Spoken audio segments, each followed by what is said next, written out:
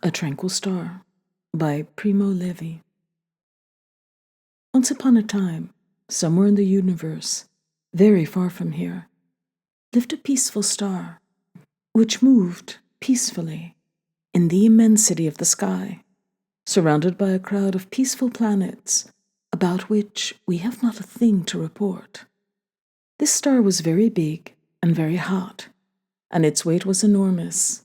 And here a reporter's difficulties begin. We have written very far, big, hot, enormous. Australia is very far. An elephant is big, and a house is bigger. This morning I had a hot bath. Everest is enormous. It's clear that something in our lexicon isn't working. If this story must be written, we must have the courage to eliminate all adjectives that tend to excite wonder. They would achieve the opposite effect of impoverishing the narrative. For a discussion of our stars, our language is inadequate and seems laughable, as if someone were trying to plow with a feather. It's a language that was born with us, suitable for describing objects more or less as large and as long-lasting as we are. It has our dimensions. It's human. It doesn't go beyond what our senses tell us.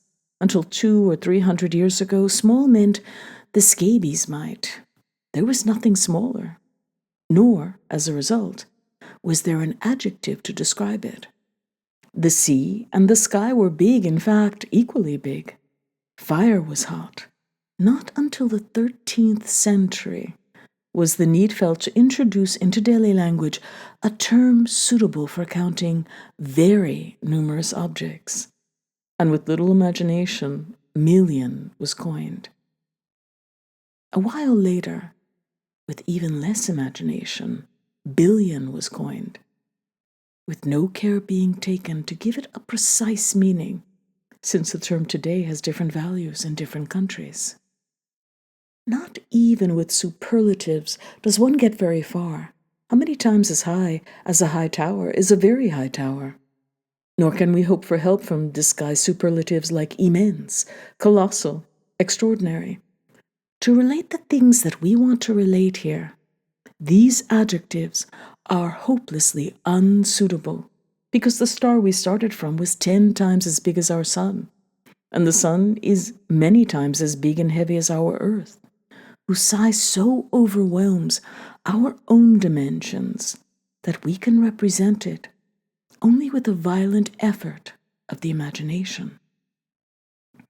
There is, of course, the slim and elegant language of numbers, the alphabet of the powers of 10.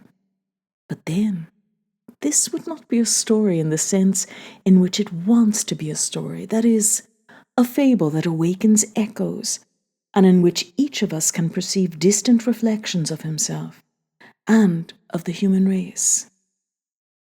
This tranquil star wasn't supposed to be so tranquil.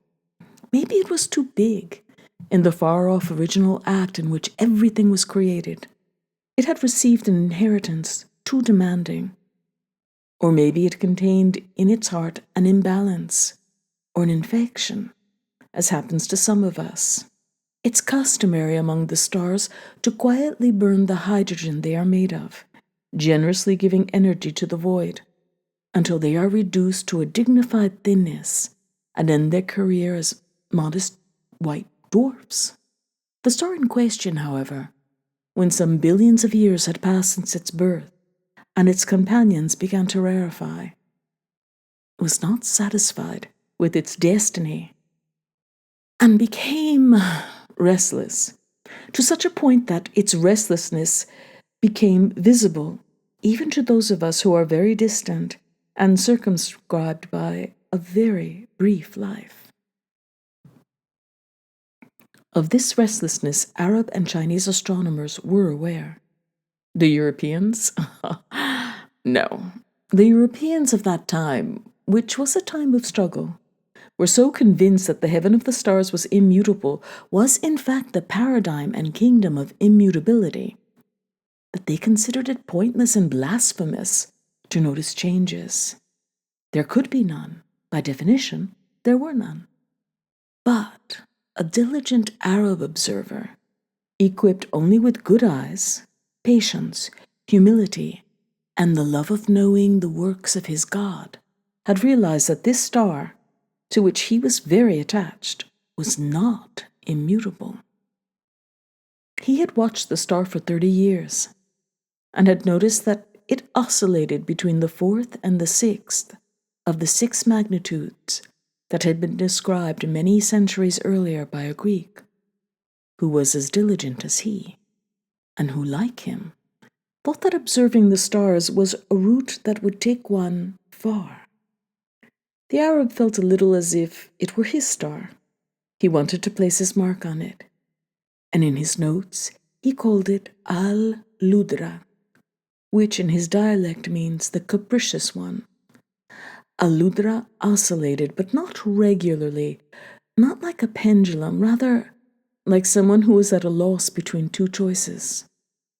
It completed its cycle sometimes in 1 year, sometimes in 2, sometimes in 5, and it didn't always stop in its dimming at the 6th magnitude, which is the last visible to the naked eye. At times, it disappeared completely. The patient Arab counted 7 cycles before he died. His life had been long, but the life of a man is always pitifully brief compared with that of a star, even if the star behaves in such a way as to arouse suspicions about its eternity. After the death of the Arab, Al-Ludra, although provided with a name, did not attract much interest because the variable stars are so many, and also because starting in 1750, it was reduced to a speck, barely visible with the best telescopes of the time. But in 1950, and the message has only now reached us, the illness that must have been gnawing at it from within reached a crisis. And here, for the second time, our story too enters a crisis. Now, it is no longer the adjectives that fail, but the facts themselves. We still don't know much about the convulsive death-resurrection of stars. We know that, fairly often, something flares up in the atomic mechanism of a star's nucleus, and then the star explodes, on a scale not of millions or billions of years, but of hours and minutes. We know that these events are among the most cataclysmic that the sky holds, but we understand only and approximately the how, not the why. We'll be satisfied with the how. An observer who, to his misfortune, found himself on October 19th of 1950 at 10 o'clock our time on one of the silent planets of Al-Ludra would have seen, before his very eyes, as they say, his gentle sun swell, not a little, but a lot, and would not have been present at the spectacle for long. Within a quarter of an hour, he would have been forced to seek useless shelter against the intolerable heat. And this we can affirm independently of any hypothesis concerning the size and shape of this observer, provided that he was constructed, like us, of molecules and atoms. And in half an hour, his testimony and that of all his fellow beings would end. Therefore, to conclude this account, we must base it on other testimony, that of our earthly instruments, for which the event, in its intrinsic horror, happened in a very diluted form, and besides was slowed down by the long journey through the realm of light that brought us the news. After an hour, the seas and ice, if there were any, of the no longer silent planet boiled up. After 3 hours, its rocks melted, and its mountains crumbled into valleys in the form of lava. After 10 hours, the entire planet was reduced to vapor, along with all the delicate and subtle works that the combined labor of chance and necessity through innumerable trials and errors, had perhaps created there.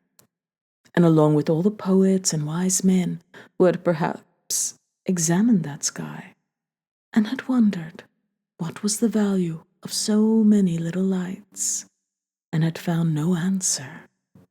That was the answer.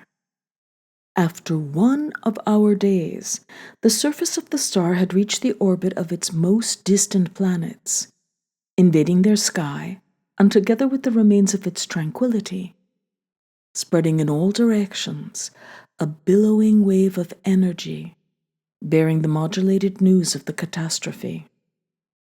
Ramón Escogido was 34 and had 2 charming children.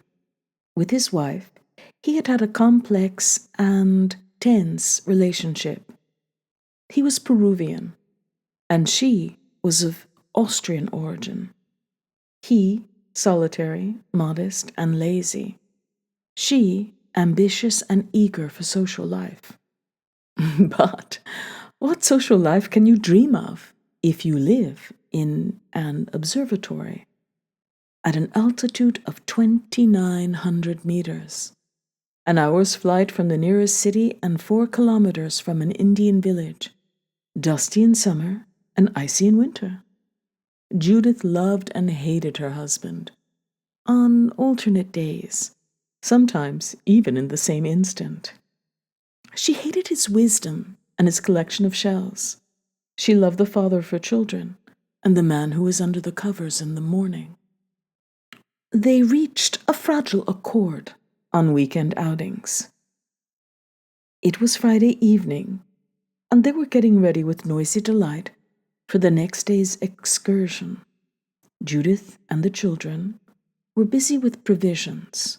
Ramón went up to the observatory to prepare the photographic plate for the night. In the morning, he struggled to free himself from the children, who overwhelmed him with light-hearted questions. How far was the lake? Would it still be frozen?